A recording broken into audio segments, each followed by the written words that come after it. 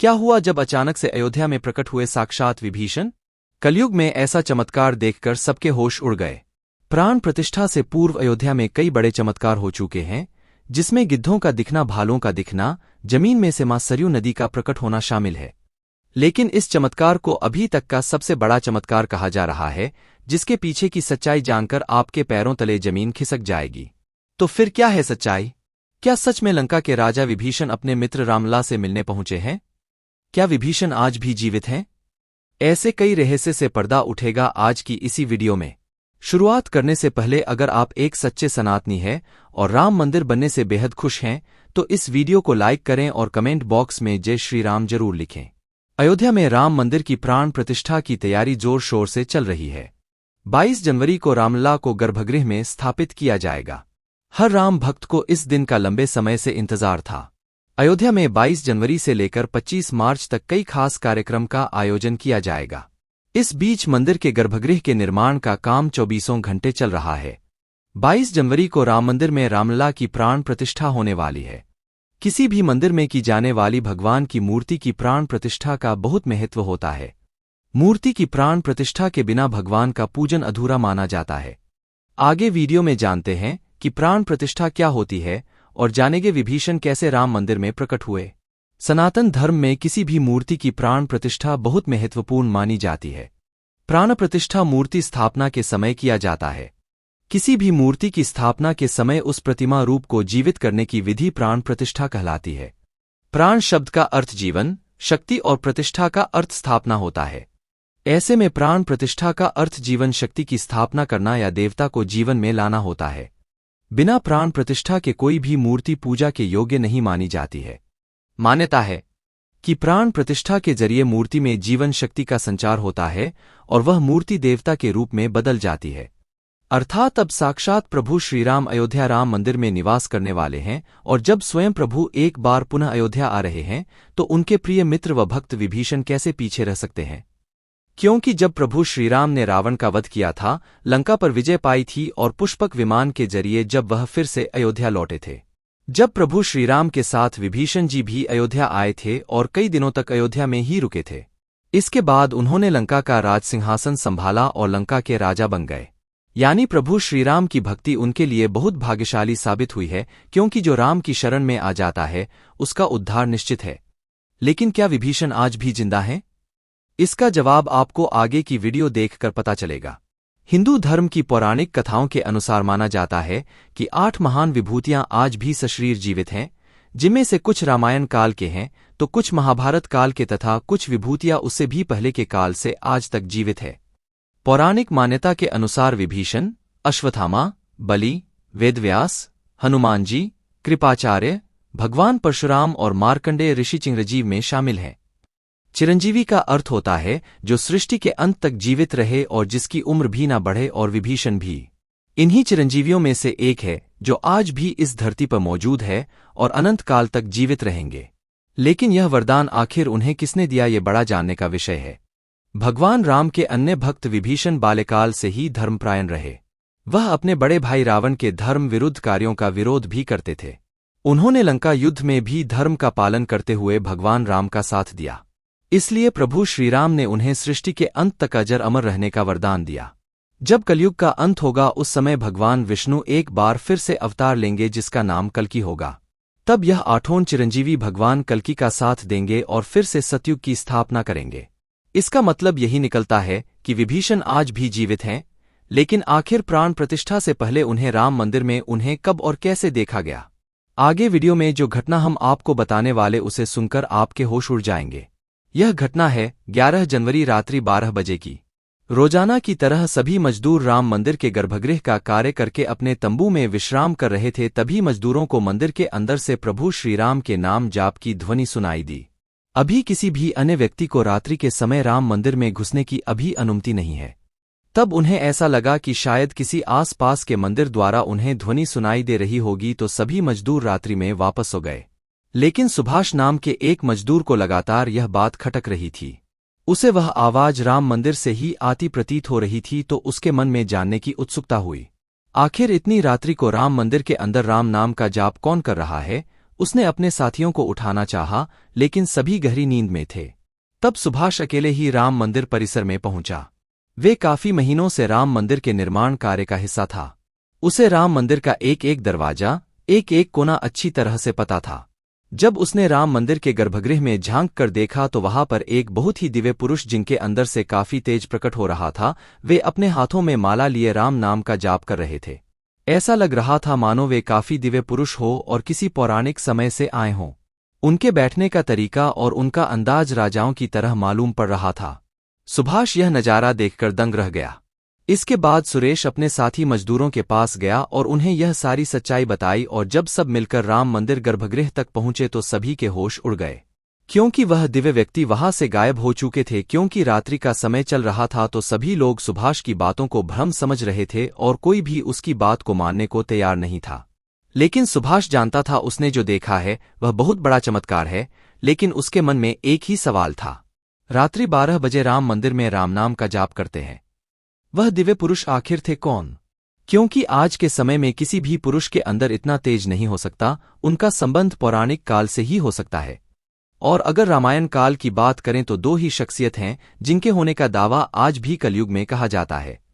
पहले हैं हनुमान जी और दूसरे है विभीषण। तो पूरी संभावना यही है कि सुभाष ने राम मंदिर में रात्रि के समय इस महापुरुष को देखा था। वह राजा विभीषण हो सकते हैं, क्योंकि वह आज भी धरती पर जीवित है और 8 चिरंजीवियों में से एक है। ऐसे दिव्य मौके पर राम मंदिर में कई चमत्कार लगातार हो रहे हैं, जहां कहीं दिव्य शक्तियां भी राम भगवान के स्वागत के लिए अयोध्या आ पहुंची है। राम मंदिर के उद्घाटन की तैयारी अब अंतिम चरण में है। इस बीच एक और जहां श्रीराम जन्मभूमि तीर्थ क्षेत्र ट्रस्ट लगातार तैयारी की जानकारी साझा कर रहा है, वहीं राम मंदिर के इस महायज्ञ में देश का हर राम भक्त अपनी आहुति अर्पित कर रहा है। आने वाली 22 तारीख के मौके पर कई संत, महात्मा और जिन भक्तों ने राम मंदिर के लिए संघर्ष किया वो सभी अयोध्या पहुंचेंगे। न केवल 22 जनवरी को बल्कि 12 जनवरी से ही मेहमानों का अयोध्या जाने का सिलसिला शुरू हो जाएगा। रामनगरी में 11,000 से ज्यादा वीआईपी मेहमानों के स्वागत की तैयारी की जा रही है। एक समय था जब यही अयोध्या में रामलला टेंट में विराजमान थे। आज पक्का घर सिर्फ रामलला को ही नहीं बल्कि पक्का घर देश के 4 करोड़ गरीबों को भी मिला है। रामायण के समय में अयोध्या को स्वर्ग कहा जाता था। देवता इस स्वर्णिम नगरी कहते थे, क्योंकि यह नगर चारों तरफ से हर प्रकार की सुविधा से युक्त था। लेकिन जब मुगल आक्रांताओं ने भारत पर आक्रमण किया तो पूरे अयोध्या नगर को उजाड़ कर रख दिया। मंदिर के ध्वस्त होने के बाद कई सालों तक यह भूमि वीरान रही और किसी भी हिंदू सनातनी को इस क्षेत्र में आने की अनुमति तक नहीं थी। लेकिन पुनः प्रभु श्रीराम जी की कृपा हुई।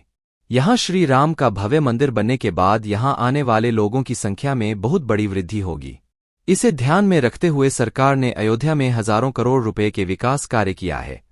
राम मंदिर की प्राण प्रतिष्ठा से पहले प्रधानमंत्री मोदी ने अयोध्या में अलग अलग विकास कार्यों का उद्घाटन किया और महर्षि वाल्मीकि इंटरनेशनल एयरपोर्ट अयोध्याधाम भी लोगों को तोहफे में दिया। इस एयरपोर्ट को पूरी तरह से भगवान राम से जोड़ा गया है, जिसकी दीवारों पर भी आपको श्रीराम से जुड़ी सजावट देखने को मिलेंगी। इस एयरपोर्ट के अंदर घुसते ही हमेशा लगता है हम फिर से रामायण काल में आ गए हो। आपको बता दें कि इस एयरपोर्ट को 20 महीने के रिकॉर्ड समय में तैयार किया गया है। उत्तर प्रदेश सरकार की ओर से अयोध्या एयरपोर्ट के लिए 821 एकड़ भूमि मुहैया कराई गई थी। 14 साल का वनवास पूरा करके और रावण का वध करके जब भगवान श्रीराम पुनः अयोध्या पहुंचे थे तो अयोध्या के घर घर में दिवाली मनाई गई थी। हर घर में दीपक प्रज्वलित किए गए थे। तो जब अब पुनः प्रभु श्रीराम अपने धाम को लौटने वाले हैं तो हम 1 अरब 40 करोड़ देशवासी आखिर कैसे पीछे रह सकते हैं? अयोध्या में विवादित स्थल पर 500 साल बाद प्रभु श्रीराम के मंदिर निर्माण और श्रीराम लला की स्थापना के जश्न में 22 जनवरी को सिर्फ देश ही नहीं बल्कि पूरी दुनिया दिवाली की रोशनी से जगमग होगी। अयोध्या से पीएम मोदी ने देश के सभी 1 अरब 40 करोड़ लोगों से 22 जनवरी के दिन अपने घरों को श्री राम ज्योति नामक दीपक की रोशनी से अपने घरों को जगमग करने का आह्वान किया है। प्रधानमंत्री ने लोगों से हाथ जोड़कर यह प्रार्थना की है कि सभी देशवासी प्रभु श्री रामलला की अयोध्या वापसी के जश्न में अपने अपने घरों को दिए से जगमग कर दे। यानी पूरे देश में इस बार 22 जनवरी को ऊर्जा, आशा, आकांक्षा और उम्मीद व जोश से भरपूर एक नई दिवाली देखने को मिलेंगी। ये दिवाली सिर्फ देश ही नहीं बल्कि दुनिया के उन तमाम देशों में भी मनाई जाएगी जहां भारतीय लोग बसे हैं। इसी बीच अब राम मंदिर प्राण प्रतिष्ठा से पहले रामलला के भक्तों के लिए एक और बड़ी खुशखबरी है। दरअसल अब रामलला के गर्भगृह का मुख्य द्वार सोने से बनाया गया है, जो मंदिर के मुख्य द्वार के तौर पर स्थापित कर दिया गया है।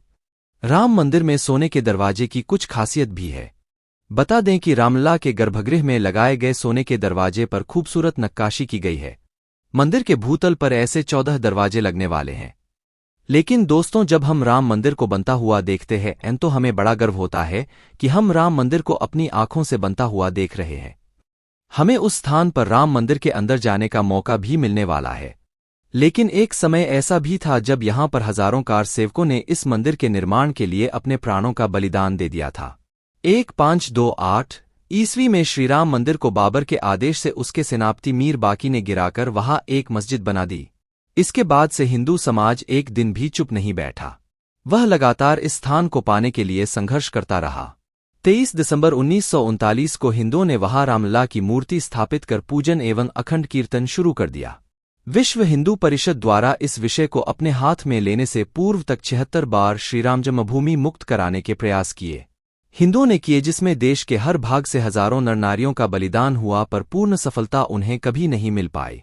2 नवंबर 1990 को तत्कालीन मुख्यमंत्री मुलायम सिंह यादव की सरकार में कार सेवकों पर पुलिस ने बर्बरतापूर्वक गोलियां चलाई थी, जो कि सच में एक निंदनीय घटना है। उस समय अयोध्या के वासुदेव गुप्त, राजेंद्र धरिकार, रमेश पांडे और कोलकाता के दोनों कोठारी बंधुओं सहित अनेक कारसेवक इसमें शहीद हो गए थे। नीचे कमेंट बॉक्स में आप इन्हें श्रद्धांजलि जरूर दें। लेकिन दोस्तों, कहते हैं जो सच होता है वो स्प्रिंग की तरह होता है, उसे जितना दबाया जाए वह उतना ही तेज गति के साथ ऊपर आता है। 9 नवंबर 2019 का दिन सुनहरे अक्षरों में दर्ज किया गया जब सुप्रीम कोर्ट की 5 जजों वाली बेंच ने ऐतिहासिक फैसला सुनाया और विवादित जमीन हिंदू पक्ष को मिली। और अब 22 जनवरी 2024 को भव्य राम मंदिर के अंदर रामलाल की प्राण प्रतिष्ठा होने वाली है। इस प्राण प्रतिष्ठा के भव्य समारोह में देश विदेश की 11,000 हस्तियों का आमंत्रण दिया गया है। लेकिन दोस्तों, कुछ राजनीतिक दलों ने राम मंदिर किस भव्य समारोह में आने का न्योता ठुकरा दिया है। इसके संदर्भ में देशवासियों का कहना है कि दुनिया में देवता और राक्षस दोनों प्रकार के लोग रहते हैं। देवता मंदिर में प्रवेश कर सकते हैं, लेकिन रक्षा मंदिर के अंदर नहीं जाते।